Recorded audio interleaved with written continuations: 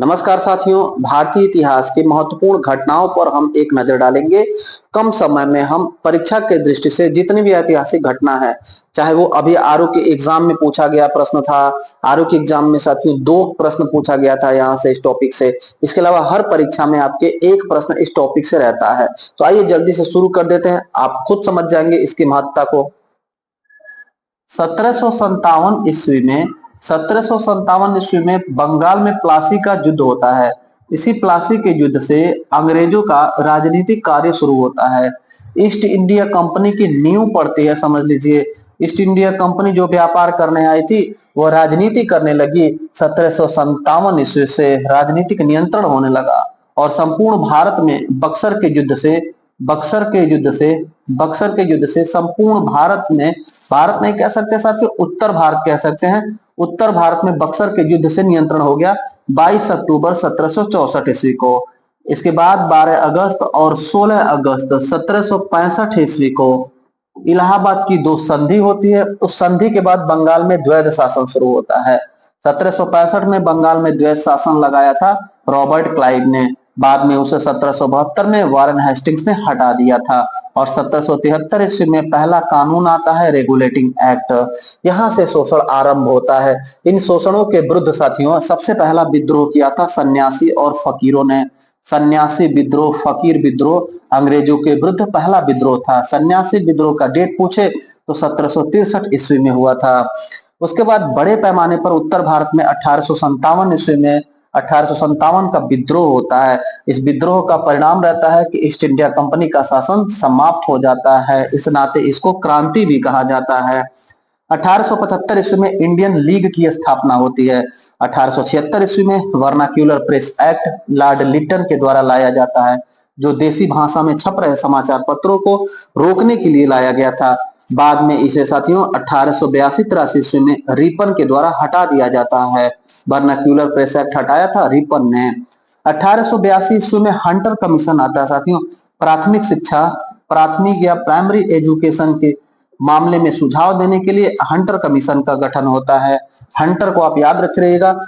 1920 में हंटर एक कमेटी भी गठित की गई थी। हंटर कमेटी का संबंध 1920 में साथियों जलियांवाला बाग हत्याकांड की जांच से था।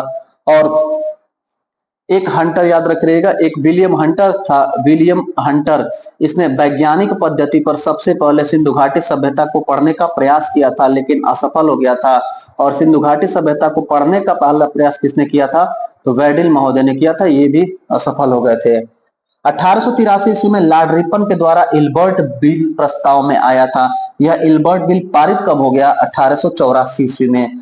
28 दिसंबर 1885 ईस्वी को भारतीय राष्ट्रीय कांग्रेस की स्थापना बंबई में होती है और इसी वर्ष बंबई में पहला अधिवेशन डब्ल्यू सी बनर्जी की अध्यक्षता में होता है। 1885 का पहली कांग्रेस अधिवेशन 28 से 31 दिसंबर बंबई में, व्योमेश चंद्र बनर्जी। 1897 में स्वामी विवेकानंद द्वारा रामकृष्ण मिशन की स्थापना बंगाल में की जाती है। स्वामी विवेकानंद 1893 ईस्वी में शिकागो महाधर्म सम्मेलन में भाग लेने भी गए थे।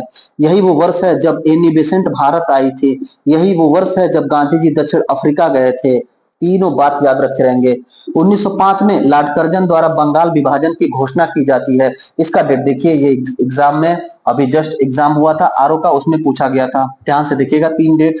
16 तारीख था एक, 16 अक्टूबर। यह 16 अक्टूबर 1905 ईस्वी को बंगाल विभाजन लागू हो जाता है, प्रभावी हो जाता है। इससे पहले अगर हम देखेंगे साथियों, 7 अगस्त, इससे 2-3 महीना पहले 7 अगस्त को 1905 में स्वदेशी आंदोलन होता है इसके विरुद्ध। और यह पहली बार घोषणा कब हुआ था? तो याद रखे रहेंगे 19 जुलाई को। 19 जुलाई 1905 ईस्वी को बंगाल विभाजन की घोषणा लॉर्ड कर्जन ने की। इसी के विरुद्ध अगले महीने 7 अगस्त को स्वदेशी आंदोलन या बंग भंग आंदोलन चलाया जाता है। इसके बावजूद, आंदोलन के बावजूद भी 16 अक्टूबर 1905 को बंगाल का विभाजन कर्जन के द्वारा कर दिया जाता है। 16 अक्टूबर 1905 बंगाल विभाजन हो जाता है। 31 दिसंबर 1906 ढाका में अखिल भारतीय मुस्लिम लीग की स्थापना होती है और 1907 में मुस्लिम लीग का पहला अधिवेशन होता है। कराची में 1907 मुस्लिम लीग का पहला अधिवेशन होता है और 1907 में ही सूरत फूट पड़ता है रास बिहारी घोष कांग्रेस के। 1907 में अधिवेशन जो हुआ था सूरत में, वहां के अध्यक्ष थे। यहीं पर कांग्रेस में मतभेद हो गया और गरम दल नरम दल में बट गया था। कांग्रेस गरम दल और नरम दल में किस वर्ष बटा था? 1907 में। किस अधिवेशन में? सूरत अधिवेशन में। अध्यक्ष कौन थे? रास बिहारी बोस। 11 अगस्त 1908 ईस्वी को 11 अगस्त 1908 को खुदीराम बोस को फांसी की सजा दी गई थी। खुदीराम बोस और प्रफुल्ल चाकी, दो नाम याद रखिएगा, प्रफुल्ल चाकी और खुदीराम बोस। प्रफुल्ल चाकी और खुदीराम बोस। प्रफुल्ल चाकी ने आत्महत्या कर लिया था और खुदीराम बोस सबसे कम उम्र में फांसी पर चढ़ने वाले हमारे देश के युवा क्रांतिकारी थे साथियों। इन दोनों लोगों ने मिलकर के मुजफ्फरपुर, बिहार में मुजफ्फरपुर का जज था किंग्सफोर्ड, उसकी हत्या का प्रयास किया था। 1909 ईस्वी में मार्ले मिंटो सुधार या भारत शासन अधिनियम आया था, जिसमें लॉर्ड मिंटो उस समय गवर्नर जनरल था, लॉर्ड मार्ले भारत सचिव था। 1910 ईस्वी में साथियों भारतीय प्रेस अधिनियम आता है। 1910 में भारतीय प्रेस अधिनियम। 1911 में लॉर्ड हार्डिंग के समय में दिल्ली दरबार का आयोजन होता है। लॉर्ड हार्डिंग के समय में दिल्ली दरबार का आयोजन होता है और साथ ही साथ बंगाल विभाजन रद्द की जाती है और दिल्ली राजधानी बनाने की घोषणा की जाती है। अप्रैल 1916 में होम रूल लीग का गठन बाल गंगाधर तिलक के द्वारा होता है। इसके साथ ही आप याद रखेंगे सितंबर 1916 में एनी बेसेंट ने भी होम रूल लीग का गठन किया। पहला जो होम रूल था वो तिलक जी का था, अप्रैल 1916। सितंबर 1916 में एनी बेसेंट का होम रूल लीग था। दिसंबर 1916 में लखनऊ समझौता होता है। लखनऊ समझौता में साथियों कांग्रेस का गरम दल नरम दल जो अलग हुआ था एक मंच पर आता है और मुस्लिम लीग और कांग्रेस भी एक मंच पर आते हैं। दिसंबर 1916 में लखनऊ पैक्ट इसको कहा जाता है। ये कांग्रेस का लखनऊ अधिवेशन था जिसकी अध्यक्षता अंबिका चरण मजूमदार ने की थी। 1917 में राजकुमार शुक्ल के आग्रह पर गांधी जी चंपारण, बिहार चंपारण आते हैं और तिनकठिया प्रथा के विरुद्ध चंपारण सत्याग्रह आंदोलन चलाते हैं, जो गांधी जी का भारत में पहला सफल आंदोलन था। 1918 ईस्वी में अहमदाबाद मिल मजदूर आंदोलन गांधी चलाते हैं। 1918 में अहमदाबाद मिल मजदूर आंदोलन के बाद गुजरात के खेड़ा में लगान वृद्धि के विरुद्ध खेड़ा सत्याग्रह आंदोलन गांधी जी चलाते हैं। 1919 ईस्वी में मॉन्टेस्क्यू चेम्सफोर्ड अधिनियम आता है। मॉन्टेस्क्यू उस समय भारत सचिव था और चेम्सफोर्ड भारत का गवर्नर जनरल था।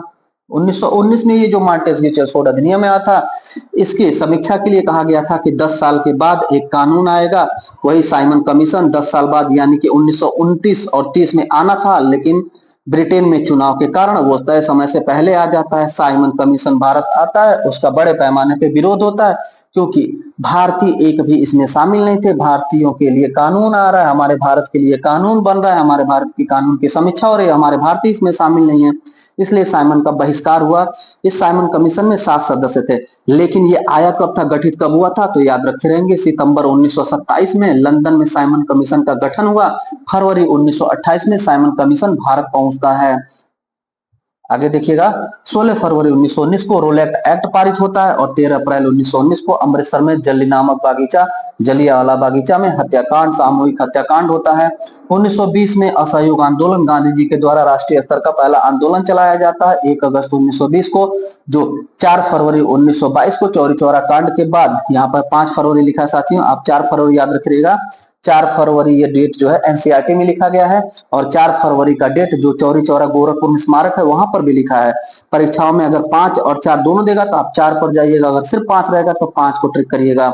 1922 नहीं साथियों, 1923 में स्वराज पार्टी का गठन चितरंजन दास और मोतीलाल नेहरू ने कर दिया था। 1925 में काकोरी कांड हुआ था। काकोरी कांड 1924 में गठित एचआरए के जवानों ने अंजाम दिया था। HRA Hindustan Republican association, Hindustan Republican association का गठन 1924 में हुआ। इसी के जवानों ने 1925 में काकोरी ट्रेन डकैती की थी। 1927 में साइमन कमीशन की स्थापना हुई। 1928 में साइमन कमीशन भारत आया। 1928 में भगत सिंह के द्वारा सैंडर्स की हत्या की गई, जिसमें चंद्रशेखर आजाद भी थे। 1928 में नेहरू रिपोर्ट आता है, जिसको मोतीलाल नेहरू ने तैयार किया था। 3 फरवरी 1928 को साइमन कमीशन का भारत में आगमन होता है। दिसंबर 1929 में लाहौर अधिवेशन होता है, जिसमें पूर्ण स्वराज की घोषणा जवाहरलाल नेहरू की अध्यक्षता में कांग्रेस के लाहौर अधिवेशन में की जाती है। 8 अप्रैल 1929 को भगत सिंह और बटुकेश्वर दत्त द्वारा केंद्रीय विधानसभा में बम फेंका जाता है और यहाँ पर प्रसिद्ध एक नारा होता है, इनकलाब जिंदाबाद। इनकलाब का नारा किसने दिया था, तो सबसे पहले हजरत मोहन ने दिया था, लेकिन प्रसिद्ध किसने किया था, भगत सिंह ने किया था। लेकिन यह शब्द पूछेगा इनकलाब किसने दिया था, तो इकबाल ने दिया था इनकलाब शब्द। 18 अप्रैल 1930 को चटगांव शस्त्रागार कांड होता है, जिसके नेतृत्वकर्ता मास्टर सूर्यसेन थे। मास्टर सूर्यसेन चटगांव कहाँ पड़ता है? तो बंगाल में, वर्तमान में बांग्लादेश में। 12 मार्च 1930 को गांधी जी के नेतृत्व में अहमदाबाद में, गुजरात में दांडी मार्च की शुरुआत होती है और 5 अप्रैल 1930 को दांडी मार्च पूरा होता है। 6 अप्रैल 1930 को नमक कानून तोड़ा जाता है। 6 अप्रैल 1930 को नमक कानून तोड़ा जाता है। 6 अप्रैल 1903 दांडी मार्च समाप्त। 30 नवंबर 1930 को प्रथम गोलमेज सम्मेलन का आयोजन होता है। याद रखिएगा 1930, 1931 और 1932 ये 3 वर्ष है जब 3 गोलमेज सम्मेलन होता है। 5 मार्च 1930 को गांधी इरविन समझौता होता है और 27 फरवरी 1931 को चंद्रशेखर आजाद अल्फ्रेड पार्क में शहीद होते हैं, कंपनी बाग में शहीद होते हैं। फिर बाद में वर्तमान में चंद्रशेखर आजाद के नाम पर उस पार्क का नाम पड़ता है आजाद पार्क। 5 मार्च को कराची का अधिवेशन भी होता है। याद रखिएगा कांग्रेस कराची अधिवेशन 5 मार्च 1931 को होता है, जिसमें सरदार वल्लभ भाई पटेल अध्यक्ष थे। इसमें मूल कर्तव्यों की घोषणा की जाती है। 7 सितंबर 1931 को दूसरे गोलमेज सम्मेलन का आयोजन होता है। 1932 में पूना पैक्ट होता है, किसके विरुद्ध होता है? याद रखिएगा सितंबर 1932 में पूना पैक्ट होता है। अगस्त 1932 में मैकडोनाल्ड अवार्ड या कम्युनल अवार्ड की घोषणा की जाती है। रैमजे मैकडोनाल्ड ब्रिटेन का प्रधानमंत्री था, उसने एक घोषणा किया था जिसमें कहा गया था कि दलित वर्गों को पृथक निर्वाचन क्षेत्र में रखा जाएगा। उसी को कहा जाता है मैकडोनाल्ड अवार्ड या सांप्रदायिक पंचायत या कम्युनल अवार्ड। कब आया था? अगस्त 1932 में। इसी के विरुद्ध गांधी जी ने आंदोलन किया। सितंबर 1932 में पूना पैक्ट होता है गांधी जी और अंबेडकर के मध्य। 1932 में ही तीसरा गोलमेज सम्मेलन होता है। कोई भी गोलमेज सम्मेलन था वो वर्ष के अंत में होता था। 1935 में भारत का सबसे बड़ा कानून भारत शासन अधिनियम आता है और इस अधिनियम की धारा 100 में कहा गया कि जब तक हमारे देश का संविधान लागू नहीं होता है तब तक यह कानून लागू रहेगा। ये बात पूछा गया था पिछले यूपीएसआई के एग्जाम में। 22 जून 1939 ईस्वी को अखिल भारतीय फॉरवर्ड ब्लॉक की स्थापना सुभाष चंद्र बोस ने किया था। सुभाष चंद्र बोस के बारे में याद रखिएगा 1938 के हरिपुरा अधिवेशन के अध्यक्ष सुभाष चंद्र बोस बने थे। 1939 में पुनः से इन्होंने त्रिपुरी कांग्रेस के अधिवेशन में इलेक्शन लड़ा, जिसमें गांधी जी ने पट्टाभी सीतारमैया को उम्मीदवार बना के लड़ाया था। पट्टाभी सीतारमैया हार गए, सुभाष चंद्र बोस जीत गए। गांधी जी दुखी हुए इस बात से। गांधी जी ने कहा ये पट्टाभी की हार नहीं मेरी हार है। इस बात से सुभाष चंद्र बोस को भी दुख पहुंचा और उन्होंने कांग्रेस त्याग दिया था और फॉरवर्ड ब्लॉक की स्थापना की थी 1939 ईस्वी में।